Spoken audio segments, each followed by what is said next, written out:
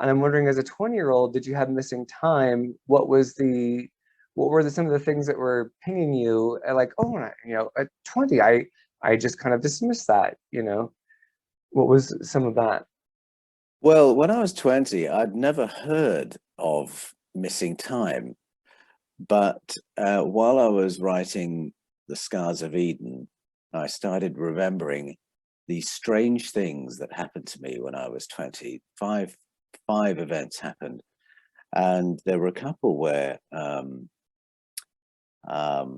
right, well, I'll tell you the stories. There are others in the book, but this will whet your appetite. So I was walking down the street in Bath, where I lived, down Great Pulteney Street, which you'll have seen in many movies playing London.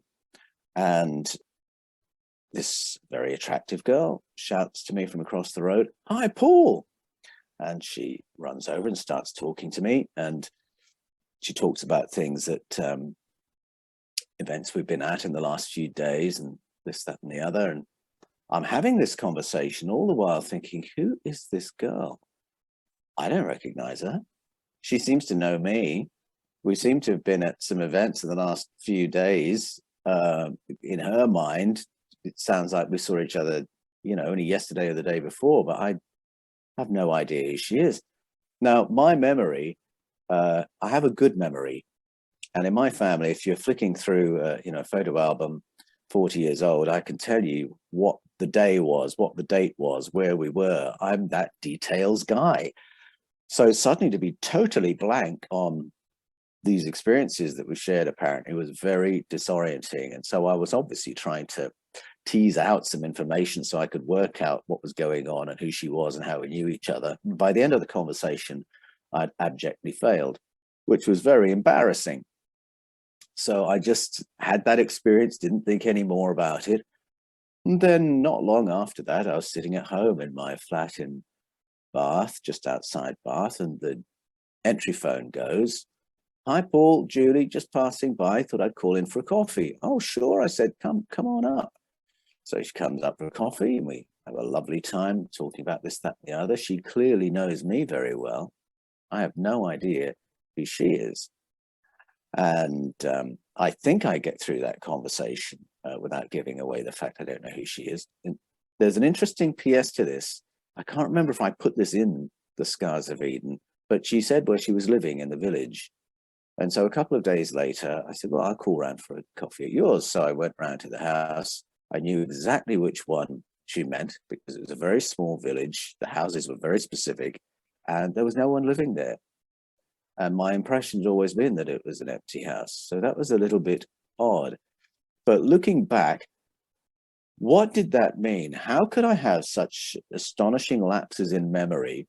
The only two lapses in memory of that kind in the whole of my long life. I now realize that if there's any coherence to it, there's missing time. There's contact I'd had with those people before that had been blanked out. And that maybe something had happened, something else had happened that my brain was protecting me from. There's a reason I couldn't remember those days.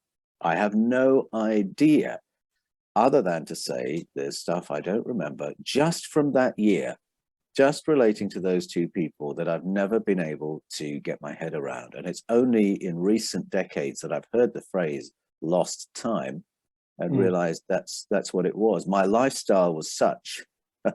I was unemployed at that time, and I'd fallen into a classic unemployed lifestyle of my living in a different time zone to everyone else. And it would be quite possible for me to skip a day and not really notice that that had happened. So that, for me, is a little bit of a smoking gun that something may have happened at that time.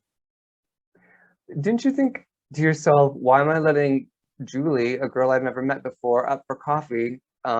Because, like, why would you say, oh, sure, come up, Julie, I have no idea who you are. Let's have some coffee. You know what I mean? Yes, I know. It's strange. Yeah. I'm a hospitable person. What can I say? So you were just like, oh, this is Julie, somebody who knows me. This makes sense to me. I know myself that I would say, oh yeah, sure, come up, because I didn't want to embarrass her or myself by saying, sorry, Judy, which Judy is this? I would buzz That's the so buzzer and British. hope by the time she arrived at the front door, I'd have remembered who Julie was, but I didn't remember. And you're right, it's probably a British thing, not wanting to offend.